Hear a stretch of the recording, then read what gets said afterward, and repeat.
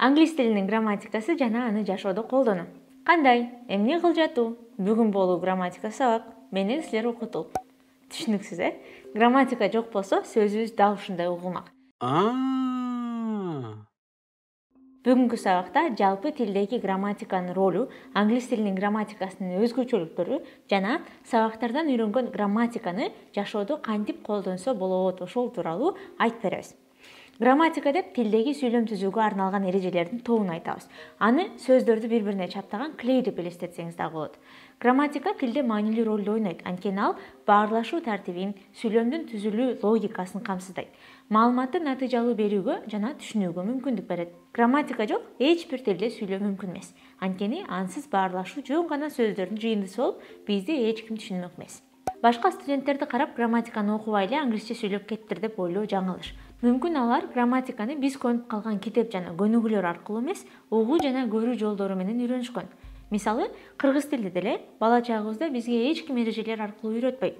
Биздин сүйлөгөнүбүздү чоңдор оңдоп, күнүмдүк жашоодо практика аркылуу үйрөнөбүз. Ар бир тилдин грамматикасы өзүнчө мамлекет десек болот. Эне тилден башка тилдердин грамматикасы бизге тааныш эмес болгондуктан, жаңы тилдин грамматикасын түшүнүү албетте оордукту жаратат. Анын үстүнө кыргыз тили менен англис тили эки башка тил группаларына кирет.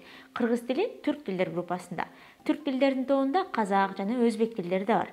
Кошуна өлкөлөрдүн тилинде сүйлөбөсөк деле, баары бир анча-мынча түшүнсө болот. Себеби кичинебизден бери акыл эзибизге калыптанып калган тилге, маданиятка окшош. Ал эми англис тили болсо герман тилдердин тобуна кирет.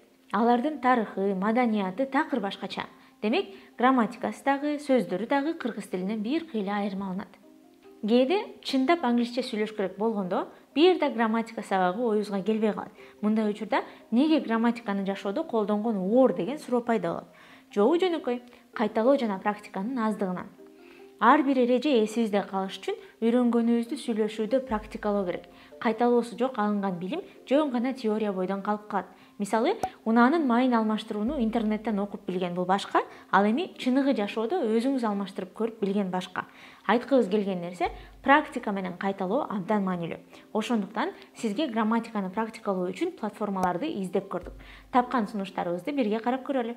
Биринчи, көнүгүү аткаруу платформалары. Грамматикалык эрежелерди практикалаганга көнүгүүлөр көптөгөн онлайн платформаларда бар. Кыргыз тилдүү көнүгүүлөргө албетте Окутул English'ты сунуштайбыз. Башка платформалардан эң таанымал эле Duolingo болсо керек. Андан башка көнүгүү аткарууга Skyeng, English Web, Lingua же Linkbase сайттары бар. Деңгээлдер боюнча көнүгүү жыйнактары үчүн жергиликтүү китепканага да кайрылсаңыз болот, же онлайн форматта китептерди жүктөп алганга Franglish.ru сайтына кирсеңиз болот. Ичинен англис тилинин грамматикасын практикалоо деген бөлүмдү таңдап, тиешелүү китептерди жүктөп алса болот.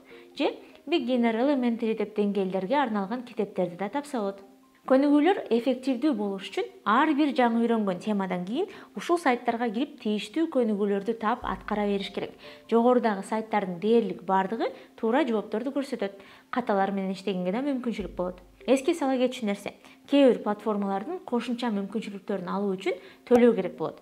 Колдонуу тилдеринин арасында кыргыз тили жок, орусча же түз эле англис тилинде таңдоо керек болот. Кийинки грамматиканы практикалоо үчүн платформалар. Жазуу форматында көнүгүү аткаруу башка, ал эми грамматиканы сүйлөөдө колдонуу такыр башкача болушу мүмкүн. Ошондуктан чыныгы сүйлөшүү үчүн чөйрө издеңиз.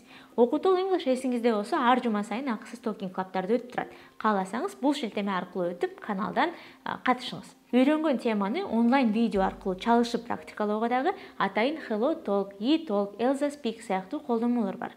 Ичинде башка тил үйрөнүп жаткан студенттер жана жасалма интеллект менен чалышса, жазышса да болот.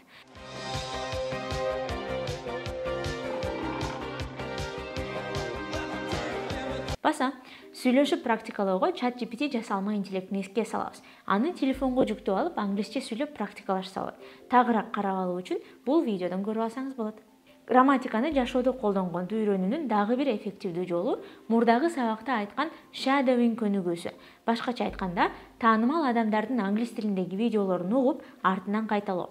Мисалы, бир популярдуу ырчынын эл астында сүйлөгөн видеолорунун бирин YouTube'дан коюп алып, текстин жазып, аны менен кошуп окуп кайталашыңыз керек. Кайталоо маалында жөн гана укпастан, арасынан тааныган грамматикалык конструкцияларды издегенге да аракет кылыңыз. Грамматиканы гана эмес, сөздөрдү туура айтууну дагы жакшыртуу үчүн видеодон үйрөнгөнүңүздү камерага жаздырып кайра уксаңыз да болот. Англис тилинин грамматикасын түшүнүү оор болушу мүмкүн, бирок көңүл коюп аракет кылса бат эле үйрөнсө болот.